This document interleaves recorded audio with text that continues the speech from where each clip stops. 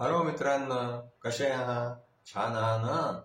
आज की नाही मी तुम्हाला एका पक्ष्याची आणखी सशाची गोष्ट सांगणार आहे. एकदा काय झालं माहितीये का? एका जंगलामध्ये एक खूप मोठं झाड होतं. त्या झाडावरती जे आहे एका पक्ष्याने आपला घर बनवलं आणि त्या घरामध्ये तो पक्षी आनंदात राहू लागला.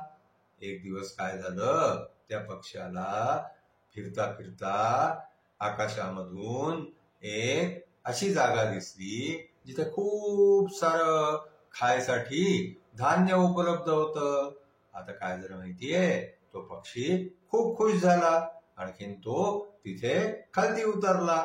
त्यांनी ते धान्य खायला सुरुवात केली. आता काय झालं माहितीये का, तिथे इतकं धान्य पडलेलं होतं की तो पक्षी बरेच दिवस तिथे जे आहे ते धान्य खात राहिला, आणखीन मजा करत राहिला.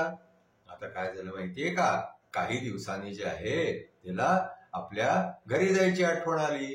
म्हणून तो पक्षी जे आहे तो उडत उडत आपल्या झाडापाशी आला.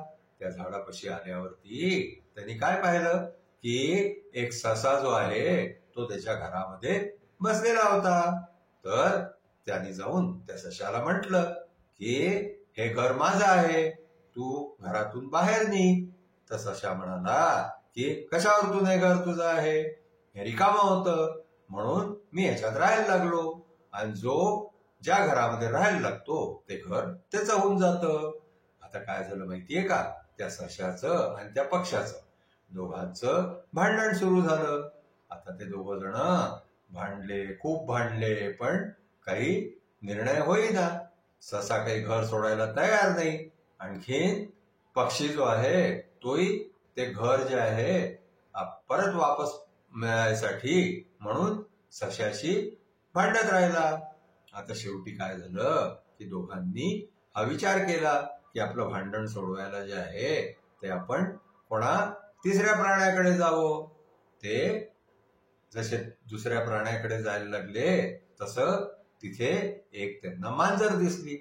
आता ती मांजर जी आहे तिला त्यांनी जाऊन सांगितलं की आमचं भांडण जे आहे ते तू सोडव. पक्ष्यांनी सांगितलं की माझ्या घरामध्ये जे आहे ते हा ससा राहू लागला आहे. आता या सशाला मी म्हणतोय की मी वापस आलेलो आहे तर माझं घर रिकामं कर. हा ससा काही रिकामं करत नाही. आता काय झालं की या दोन्ही भांडणाऱ्या जनावरांना पाहून तो तिसरी ती मांजर जी आहे ना ती काय म्हणायला लागली की तुम्ही लोक जे आहे ते आपसात भांडू नका. पण ती मांजरेला जे आहे त्या दोघांना पाहून आणखीन मनामध्ये अशी इच्छा झाली की आपण यांना दोघांना खाऊन टाकावं. आता ती मांजर जी आहे ती त्यांना काय म्हणाली की मला जे आहे ते म्हातारपणामुळे ऐकू येत नाही जास्ती, तर तुम्ही दोघं जण माझ्या जवळ या. जवळ येऊन मला सांगा की तुमचं काय आहे, कशावरतून भांडण आहे.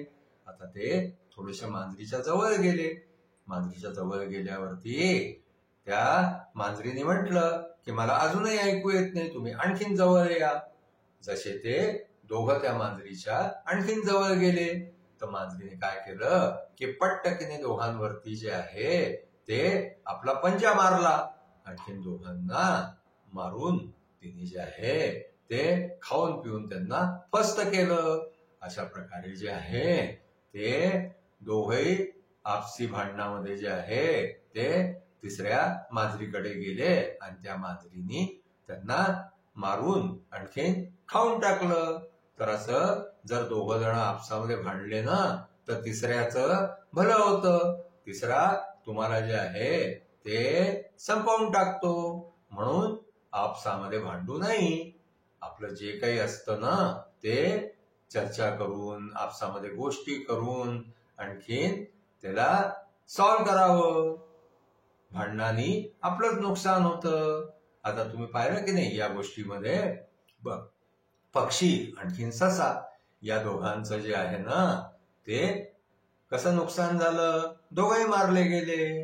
आता आमची आजची गोष्ट जी आहे ना ती इथेच संपली. आता तुम्हाला आमची गोष्ट आवडली असल्यास तुम्ही आमच्या चॅनलला शेअर करा, सबस्क्राईब करा, लाईक करा. Thank you.